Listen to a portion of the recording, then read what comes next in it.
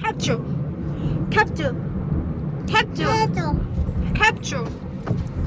capture ถึงแล้วถึงฟาร์มแกะแล้วครับถึงฟาร์มแกะแล้วครับเ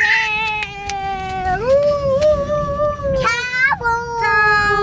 เห็นแกะแล้วนะครับ ไปโรงเรียนเนี่ย แม่แล้วพี่เห็นวิวอันนบัตโกล่าแอร์ล่ะ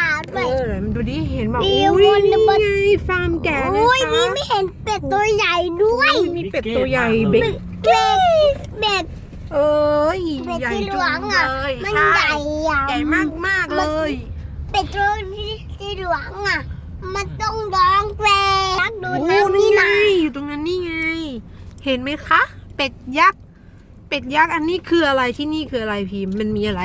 พัทยาชีฟฟาร์มมันมีแกะ แล้วก็มี A B C Y ด้วย มี A B C ด้วยอ่ะ เอมี ใช่ ตัว จอดตรงนี้แล้วกันเนาะ เทพเป็นสองตัวมีตัว อุ้ยค่อนข้างสวยเลยนะคะเนี่ย